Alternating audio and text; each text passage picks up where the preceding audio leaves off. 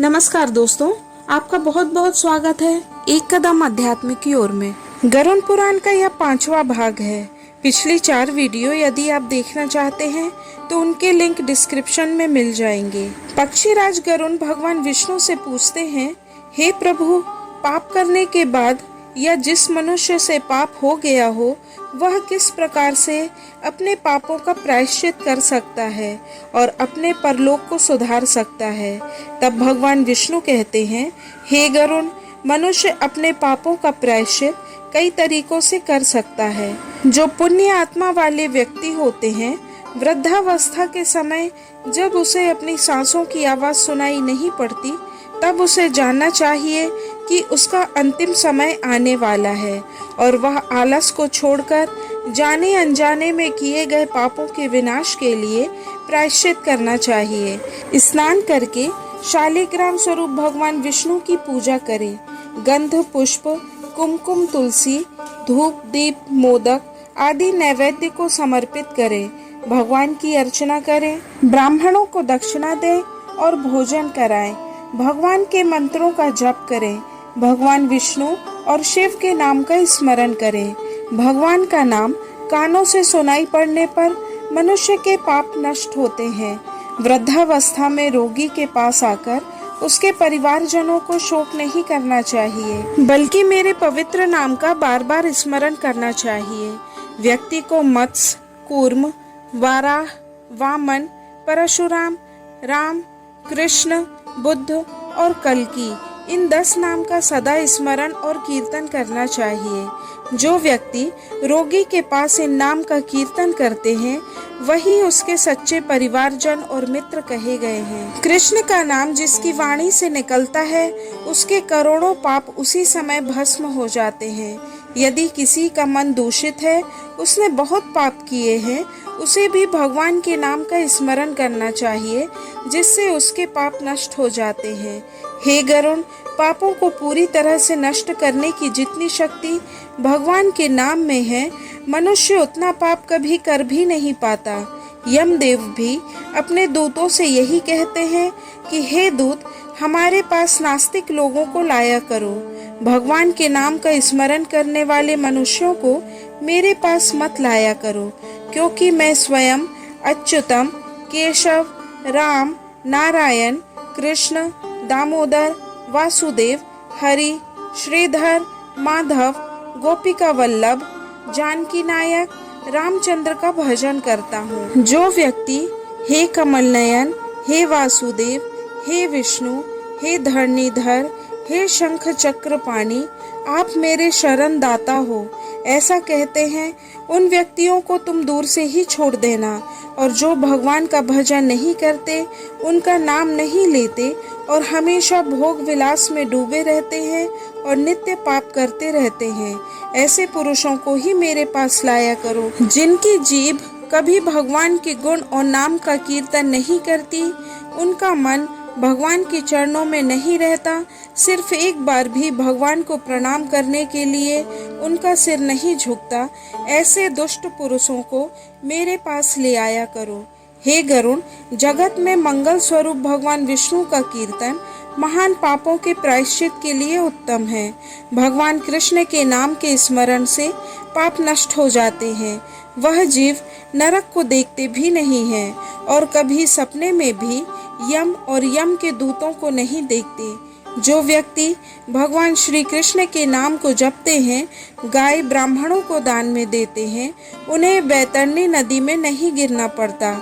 जो मृत्यु के समय में भगवान कृष्ण या नंद नंदन इस प्रकार के नाम का उच्चारण करता है, वह कभी बैतरणी नदी में नहीं गिरता, वह कभी मृत्यु लोक में दोबारा जन्म नहीं लेता। अतः सभी पापों को नष्ट करने वाले भगवान विष्णु के नाम का जाप करना चाहिए। गीता या विष्णु सहस्त्र नाम का पाठ करना चाहिए या फिर सुनना चाहिए। जो व्यक्ति अंतकाल में या अपने जीवन भर दान करता है, उसे कभी नरक का मुंह नहीं देखना पड़ता। जो व्यक्ति अपने मरण काल यानी मरते समय और ग्रहण काल, इन दोनों में जो दान करता है, उसका विशेष महत्व होता है। तेल, लोहा, सोना, कपास, नमक और सप्त धान्य जिसमें धान, जौ, गेहूं, उड़द, चना आदि सप्त धान्य कहे जाते हैं। इसके अलावा भूमि और गाय, इनमें से एक का भी दान करता है वह महादान माना जाता है। इसलिए अंतकाल में ये दान अवश्य करने चाहिए। इन दानों का जो उत्तम फल है उसे सुनो। 3 प्रकार के पवित्र तिल मेरे पसीने से उत्पन्न हुए हैं। असुर, दानव और दैत्य तिल दान से तृप्त होते हैं। सफेद, काली और भूरे रंग की तिल का दान मन, वाणी और शरीर के द्वारा किए गए सभी पापों को नाश करता है। लोहे का दान भूमि में हाथ रखकर देना चाहिए। ऐसा करने से वह जीव यम की सीमा में भी प्रवेश नहीं करता और यम के मार्ग में कभी नहीं जाता। जो व्यक्ति पाप करते हैं उन्हें यमलोक जाना पड़ता है और यम के हाथ में कुल्हाड़ी, मूसल, दंड, तलवार और छुरी के समान शस्त्र होते हैं। पापी व्यक्तियों को इन शस्त्रों के द्वारा ही दंड दिया जाता है, परंतु जो लोहे को दान करता है उन्हें इन शस्त्रों से कोई हानि नहीं होती और ना ही वह यम के लोक में जाता है। सोने का दान सबसे उत्तम माना गया है। ब्रह्मा आदि देवता, ऋषिगण और धर्मराज स्वर्ण के दान से संतुष्ट होते हैं और वर प्रदान करते हैं। इसलिए प्रत्येक मनुष्य को सोने का दान जरूर करना चाहिए। सोने का दान देने से जीव यमलोक नहीं जाता बल्कि उसे स्वर्ग की प्राप्ति होती है। बहुत समय तक वह जीव स्वर्ग लोक में निवास करता है।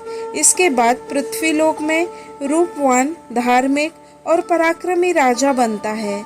हे गरुण, जिसके पास इस पृथ्वी में बहुत सारी जमीन है, वह बहुत सी संपत्ति का मालिक है, फिर भी वह ब्राह्मण को कभी दान नहीं करता, वह अनेक जन्मों तक दरिद्र रहता है और नरक में भी बहुत समय तक यातना भोगता है।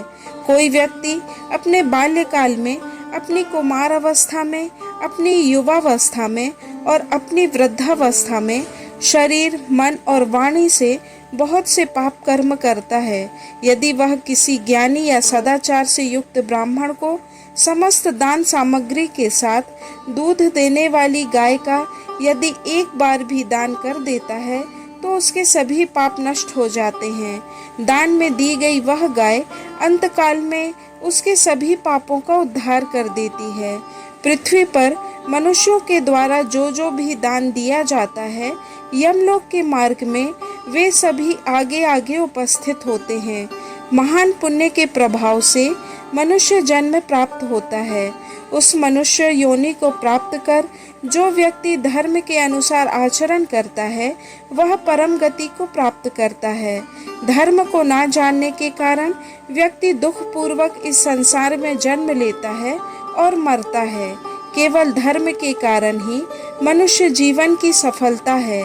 धन, पुत्र, पत्नी, अन्य परिवारजन और मित्र और यह शरीर भी सब कुछ नश्वर है, इसलिए धर्म के कार्य करना चाहिए।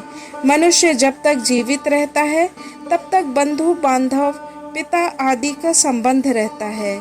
मरने के बाद यह सभी स्नेह के संबंध खत्म हो जाते हैं। जीवित अवस्था में अपनी आत्मा ही अपना बंधु है, ऐसा बार बार विचार करना चाहिए। मरने के बाद कोई उसके लिए दान नहीं करेगा, ऐसा सोचकर अपने हाथ से ही दान कर देना चाहिए, क्योंकि जीवन का कोई भरोसा नहीं है। बाद में उसकी मृत्यु के बाद कोई भी उसके लिए दान नहीं करता। मृत शरीर को लकड़ी और मिट्टी के ढेले के समान पृथ्वी पर छोड़कर मित्र और परिवारजन लौट जाते हैं। केवल धर्म ही उसका मार्ग बनाता है। धन संपत्ति घर में ही छूट जाती है। बंधु, परिवारजन और मित्र शमशान में छूट जाते हैं, किंतु प्राणी के द्वारा किया हुआ शुभ कर्म परलोक में उसके पीछे पीछे जाता है। शरीर आग से जल जाता है, लेकिन किया हुआ कर्म साथ में रहता है। प्राणी जो कुछ पाप या पुण्य करता है उसका वह हमेशा भोग प्राप्त करता है। इस दुखपूर्ण संसार में कोई भी किसी का मित्र नहीं है। प्राणी अपने कर्म से संसार में आता है और कर्म भोग कर कर्म समाप्त होने पर फिर से मृत्यु को प्राप्त करता है।